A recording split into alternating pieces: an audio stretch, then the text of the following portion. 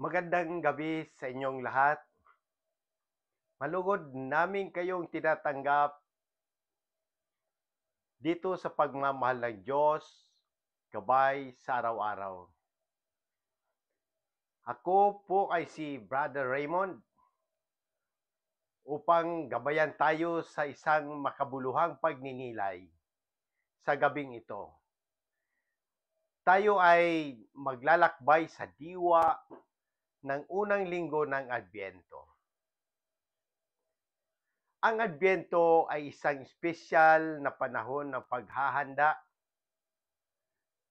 hindi lamang para sa pagdiriwang ng muling pagbabalik ng ating Panginoong Hesukristo.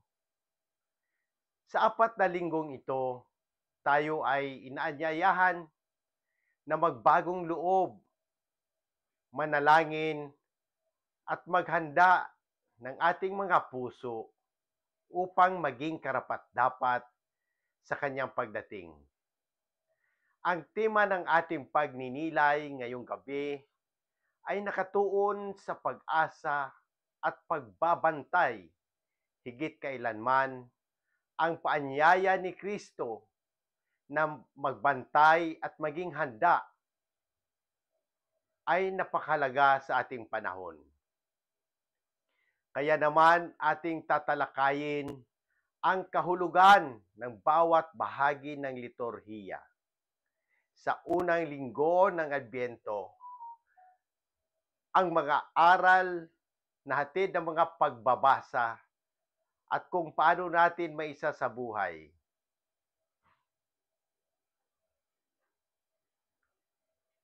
Sa pang-araw-araw. Samahan niyo po ako sa mas malalim na pagninilay. Shout out sa mahal kong asawa si Jonah. At paghahanda ng ating sarili sa banal na Adbyento. Naway maging daan ang programang ito upang mas lumalalim ang ating pananampalataya at mas maging bukas ang ating puso sa pagmamahal ng Diyos. Simulan na po natin ang ating gabay ngayong gabi. At muli, isang mapagpalang gabi sa ating lahat. Mga pangunahing tanong at sagot sa unang linggo ng Adbyento. Ano ang ibig sabihin ng salitang Adbyento? Ang Adbyento ay mula sa salitang Latin na adventus, na nangangahulugang pagdating. Ang Adbyento ay panahon ng paghahanda sa pagdating ni Hesukristo na ginugunita sa Pasko at sa kanyang muling pagbabalik sa katapusan ng panahon. Pangalawa, kailan nagsisimula ang Adbyento? Ang Adbyento ay nagsisimula 4 na linggo bago ang Pasko. Sa linggo pagkatapos ng kapistahan ni Cristo Rey. Ang pitsa ay nagbabago bawat taon, ngunit palaging nasa pagitan ng November 27 at December 3. Pangatlong tanong, ilang linggo ang Adbyento? Ang Adbyento ay may 4 na linggo. Ang bawat linggo ay may temang espiritual na pag-aakay sa atin sa mas malalim na pagninilay tungkol sa pagdating ni Kristo. Unang linggo ng Adbyento. Pang-4 na tanong. Ano ang tema ng unang linggo ng Adbyento? Ang tema ay paghahanda at pagbabantay sa pagdating ng Panginoon. Tayo ay tinatawagan na maging handa at mapagbantay sa espiritual na aspeto ng ating buhay. Panglimang tanong, ano ang kulay ng liturhiya sa unang linggo ng Adbyento? Lila ang kulay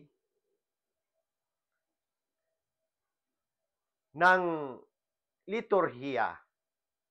Ang lila ay sumisimbolo ng pagsisisi, paghahanda at pag-asa. Pang-anim, ano ang ibig sabihin ng unang kandela sa korona ng Adbyento? Ang unang kandila ay tinatawag na kandila ng pag-asa. Paalaala ito ng ating pananalig sa pangako ng Diyos sa pagdating ng Mesiyas. Mga pagbasa sa unang linggo ng Adbyento. Pang-7 na tanong, ano ang paksa ng Ebanghelyo sa unang linggo ng Adbyento? Ang Ebanghelyo ay madalas tungkol sa pagbabantay sa muling pagbabalik ni Jesus. Halimbawa sa Mateo chapter 24. Inaanyayahan tayo ni Jesus na maging handa sa kanyang muling pagdating, tulad ng mga tao noong panahon ni Noe. Ano ang mensahe ng unang pagbasa? Ano ang pangunahing tema ng unang pagbasa? Ang unang pagbasa ay tungkol sa propesya ni Isaias na naglalarawan ng darating na panahon ng kapayapaan. Ang Adbyento ay panahon ng pag-asa sa katuparan ng plano ng Diyos. Ano ang diin ng ikalawang pagbasa? Ano ang paalala ni San Pablo sa ikalawang pagbasa? Pinapaalala ni San Pablo na dapat tayong gumising mula sa pagkakahimbing at mamuhay sa liwanag na nakasulat sa Roma. Ang Adbyento ay paanyaya upang talikuran ang kasalanan at mamuhay ng banal. Espiritual na paghahanda. Paano tayo maghahanda sa unang linggo ng Adbyento? Paano natin maipapakita ang paghahanda para sa pagdarating ni Kristo? Sa pamamagitan ng panalangin, pagsisisi, at paggawa ng mabuti. Ang mga gawaing ito ay nagpapahayag ng ating pananabik sa pagdating ni Kristo. Pang-11, ano ang kaugnayan ng korona ng Adbyento sa ating pananampalataya? Ano ang kalagahan ng korona ng Adbyento? Ang korona ng Adbyento ay paalala ng liwanag ni Kristo na unti-unting lumalapit sa mundo. Ang bawat kandila ay sumisimbolo ng pag-asa, pananampalataya, kagalakan at pag-ibig. Pang-12, ano ang kahalagahan ng pagsisisi sa panahong ito? Bakit mahalaga ang pagsisisi sa panahon ng Adbyento? Ang pagsisi ay naghahanda ng ating puso para tanggapin si Kristo. Ang puso na malinis mula sa kasalanan ay maaaring maging sabsaban ng Panginoon. Panglabing-tatlo, anong dasal ang maaaring gamitin sa unang linggo ng Adbyento? Anong dasal ang maaaring gamitin? Maaari tayo magdasal ng magdasal para sa korona ng Adbyento habang sinisindihan ang unang kandila. Ang dasal ay humihiling ng grasya upang tayo'y maging handa sa pagdating ni Kristo. Panglabing-apat, ano ang pwede nating gawin bilang pamilya? Ano ang praktikal na gawain bilang paghahanda sa Adbyento? Sama-samang magdasal ng rosaryo at gumawa ng mabuting gawa. Ang Adbyento ay panahon ng espiritual na pagkakaisa ng pamilya. Panglabing-lima, paano natin maipapahayag ang tema ng pag-asa? Paano maipapakita ang tema ng pag-asa sa ating pamumuhay? Sa pamamagitan ng pagtitiwala sa Diyos sa gitna ng mga hamon. Ang tunay na pag-asa ay nakaugat sa ating pananampalataya kay Kristo. Mga simbolismo at tradisyon. Panglabing-anim, ano ang simbolismo ng kandila ng Adbyento?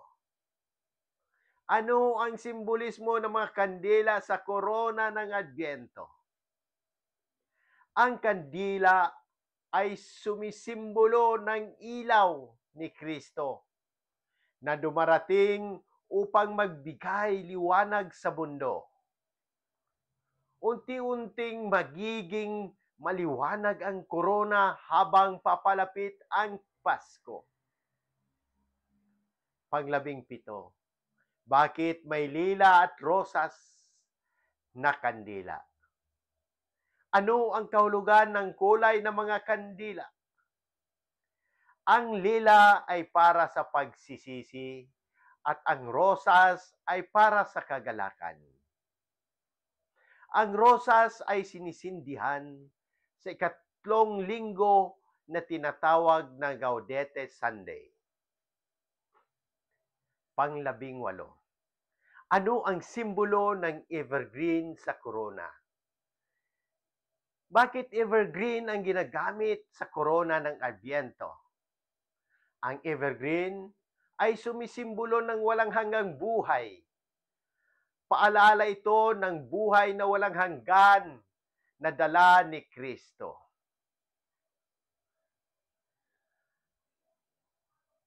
Panglabing-siyam, ano ang personal na hamon ng unang linggo ng Adbyento? Ano ang hamon ng Ebanghelyo para sa atin ngayon? Ang hamon ay maging handa sa espiritual na aspeto ng ating buhay. Ang pagiging mapagbantay ay hindi lamang para sa Pasko, kundi para sa muling pagbabalik ni Kristo. Manalangin tayo sa pagtatapos. Panginoong Diyos, nagpapasalamat po kami sa biyaya ng gabing ito kung saan muli naming napagnilayan ang iyong pagmamahal at ang kahalagahan ng paghahanda sa panahon ng Adbyento. Salamat sa pagpaalala na ikaw ang aming tunay na pag-asa sa gitna ng lahat ng aming pinagdaanan. Naway, ang aming mga natutunan ay hindi lamang manatili sa aming isipan, kundi maging gabay sa aming pang-araw-araw na buhay. Tulungan mo po kaming manatiling mapagbantay, masigasig sa paggawa ng mabuti, at bukas ang puso sa iyong pagdating. Pinagdarasal din namin ang bawat isa na nakibahagi sa gabing ito. Na sana'y patuloy mo silang patnubayan, palakasin at puspusin ng iyong walang hanggang pag-ibig. Sa iyo namin inaalay ang lahat ng aming ginagawa at pinapanalangin ang iyong pagpapala sa aming nalalapit na pagdiriwang na Pasko. Ang lahat ng ito'y aming hinihiling at ipinapanalangin sa ngalan ni Jesus, kasama mo at ng Espiritu Santo, mapagsawalang hanggan. Amen. Kami po ay taos-pusong nagpapasalamat sa inyong lahat na tumutok at nakibahagi sa ating programa ngayong gabi. Ang iyong presensya, panalangin at pakikisa ay tunay na isang biyaya at inspirasyon para sa amin. Lubos din kaming nagpapasalamat sa mahalagang pagbabahagi at gabay sa ating pagninilay. Hangad namin na ang bawat isa sa inyo ay mas lalong mapalapit sa Diyos sa panahon ng Adbyento at sa araw-araw na buhay. Huwag po kayong mawawala sa mga susunod pang yugto ng pagmamahal ng Diyos gabay sa araw-araw. Muli, maraming salamat po at naway patuloy kayong pagpalain ng ating Panginoon. Isang mapagpalang gabi po sa inyong lahat.